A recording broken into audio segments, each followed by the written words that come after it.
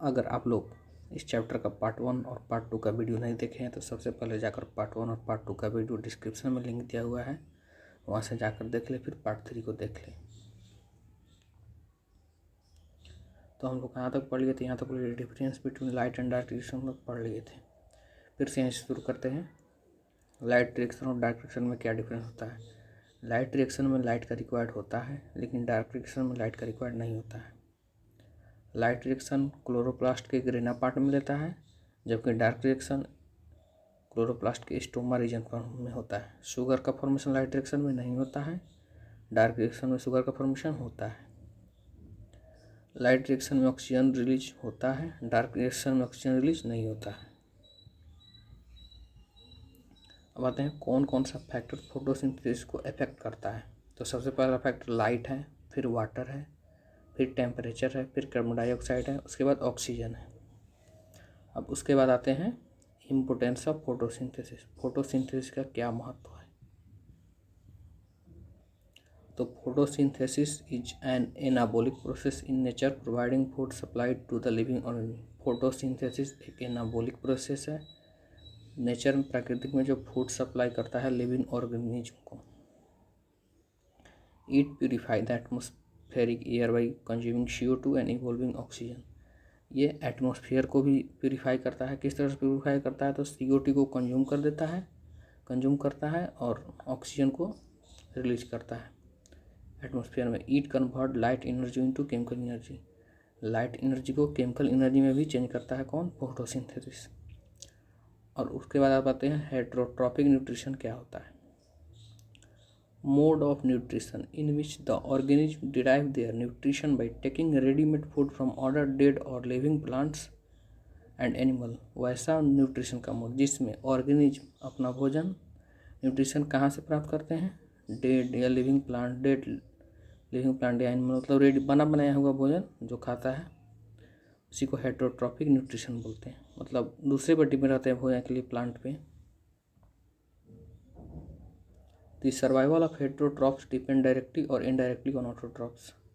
Heterotrophs का survival मतलब जीना depend करता है ऑटोट्रॉप्स पे, या तो डायरेक्ट डिपेंड कर गया या इनडायरेक्ट डिपेंड करेगा, लेकिन ऑटोट्रॉप्स नहीं रहेगा तो हेटेरोट्रॉप्स भी नहीं रहेगा। एग्जाम्पल इसका सबसे अच्छा एग्जाम्पल एनिमल्स है, उसके बाद फंगी है एंड मोस्ट ऑफ बैक्टीरिया। बहुत सारे बैक्टीरिया भी हेटेरोट्रॉप्स होते हैं। Heterotrophic mode of nutrition classified into 3 types on the basis of method of obtaining food. Heterotrophic mode of nutrition का हेटेरोट्रॉपिक मोड 3 प्रकार में बांटा गया है भोजन ग्रहण करने के आधार पे। सबसे पहला है होलोजोइक न्यूट्रिशन। होलोजोइक न्यूट्रिशन होता क्या है? Mode of nutrition in which the animals takes complex solid food और whole material and break down it inside the body. वैसा न्यूट्रिशन का प्रकार जिसमें एनिमल कॉम्प्लेक्स सॉलिड फूड को ग्रहण करते हैं या होल मटेरियल को, मतलब पूरे होल मटेरियल जितना रहे उतना को डायरेक्ट इनसाइड बॉडी ग्रहण कर लेते हैं और बॉडी के अंदर हो जाकर उसका ब्रेक डाउन होता है उस कॉम्प्लेक्स मटेरियल का या कॉम्प्लेक्स सॉलिड फूड का। दे में भी हार्बिवोरस और हार्बिवोरस होते हैं, कार्निवोरस भी होते हैं, ओमनिवोरस भी हो सकते हैं। उसके बाद दूसरा प्रकार है saprotrophic nutrition. In this type of nutrition the organism obtain their food from decaying organic substance. इस न्यूट्रिशन के प्रकार में ऑर्गेनिज्म अपना फूड कहाँ से प्राप्त करते हैं? डिकेइंग ऑर्गेनिक सब्सटेंस से। ऑर्गेनिक सब्सटेंस जो सड़ गया रहता है उससे। इसको हम लोग सैप्रोट्रॉप्स भी कहते हैं। इस सैप्रोट्रॉपिक न्यूट्रिशन से जो फूड लेते हैं उनको हम लोग सैप्रोट्रॉप्स भी कहते हैं। They break down the food material outside the body and then absorb it. Saprotrophic nutrition में जो होता है ना, वो उस प्रक्रिया से जो ऑर्गेनिक फूड लेते हैं वो बॉडी के बाहर ही फूड के मटेरियल को ब्रेक डाउन करते हैं, तब बॉडी के अंदर एब्जॉर्ब करते हैं। एग्जाम्पल में इसका बैक्टीरिया है फंगी में आ गया bread moulds east and mushroom. Third प्रकार है पैरासिटिक न्यूट्रिशन। पैरासिटिक न्यूट्रिशन होता क्या है? Mode of nutrition in which organism derive nutrition from other plants and animals without killing them. वैसा न्यूट्रिशन का प्रकार जिसमें ऑर्गेनिज्म दूसरे प्लांट के या एनिमल्स से बिना उसको मारे हुए, मतलब बिना उसको हानि पहुंचाए हुए भोजन प्राप्त कर लेते हैं, उसे हम लोग पैरासिटिक न्यूट्रिशन कहते हैं। इसके एग्जाम्पल में कसकट्टा, जिसको अमरबेल भी कहते हैं, टिक्स, लाइस, लाइस मतलब जोंक,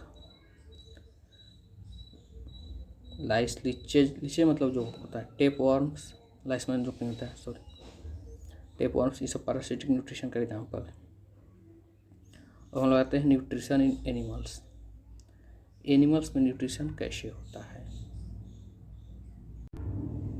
अब आते हैं न्यूट्रिशन इन एनिमल्स। एनिमल में न्यूट्रिशन किस तरह होता है। The digestive system is different in various organism since the food and the way it is obtained differs in this organism.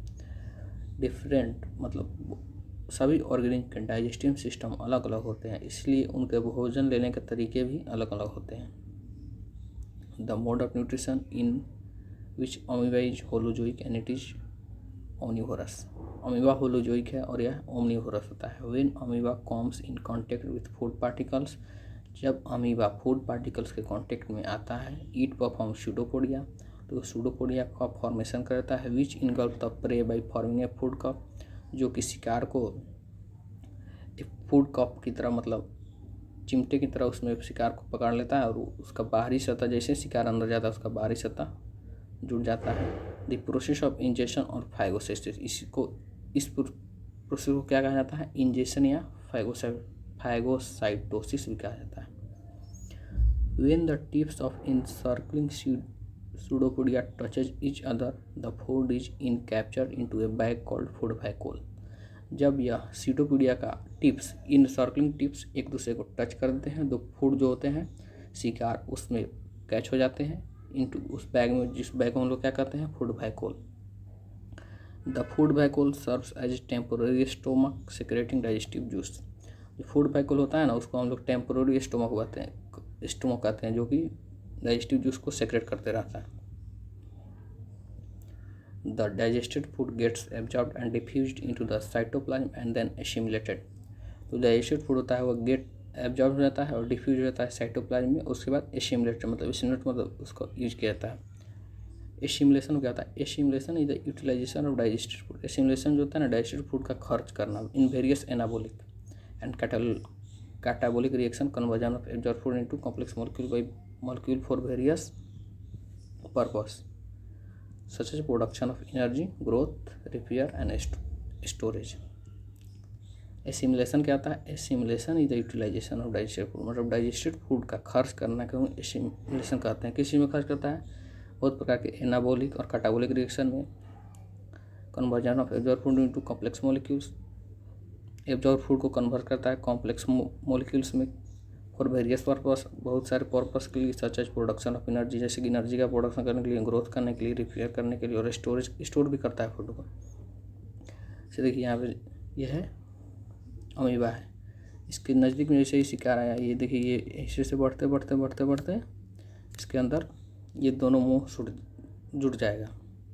उसके बाद ये फूड वैक्यूल जिसको हम टेम्पोररी स्टोमक बोलते हैं, इसको टेम्पोररी स्टोमक भी बोलते हैं अमीबा का। इसमें food particle, the egestion of undigested food takes place at any point on the surface of the body.